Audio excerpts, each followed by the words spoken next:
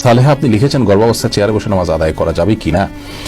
আল্লাহ সূরা বাকারার 286 নম্বর আয়াতে বলেছেন, লা ইউকাল্লিফুল্লাহু নাফসান ইল্লা উসআহা, মানুষকে আল্লাহ তাআলা তার সাধ্যের বাইরে কোনো কিছু চাপিয়ে দেন না।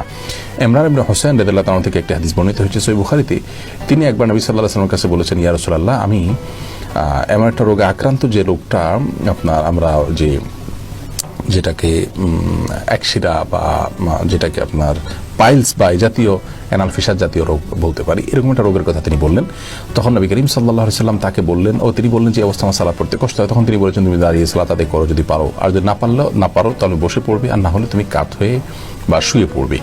তো এই হাদিস থেকে আমরা স্পষ্ট জানতে পারি অসুস্থতাজনিত কারণে যদি কেউ সালাত যথাযথভাবে সঠিকভাবে দাঁড়িয়ে যথানিয়মে পড়তে না পারেন, তাহলে তিনি যেভাবে পারেন সেভাবে আদায় করবেন।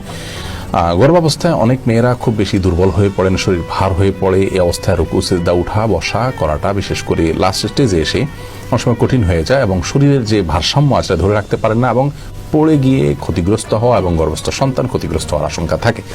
এরকম যদি অসুস্থ কোনো মা থাকেন এবং এই পর্যায়ে চলে যায়, তাহলে সেক্ষেত্রে তিনি যদি দাঁড়ানো থেকে চেয়ারে বসতে পারেন, চেয়ার থেকে দাঁড়াতে পারেন, এটুকু পারেন, তাহলে দাঁড়িয়ে সালাত শুরু করবেন। রুকু সিজদার সময় চেয়ারে বসে ইশারা রুকু সিজদা এবং বৈঠক এগুলো সব করবেন।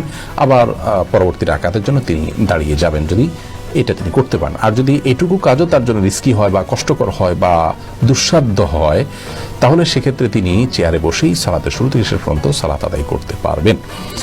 আর যদি এরকম সমস্যা না থাকে, নিছক আরামায়েশের জন্য, নিছক তথাকথিত আপনার ভয় বা রিস্ক, যে রিস্কটা আসলে ওরকম জোরালো কোনো রিস্ক না, এরকম মনে করে তিনি চেয়ারে বসে সালাত আদায় করেন, তাহলে কিন্তু সালাত হবে না।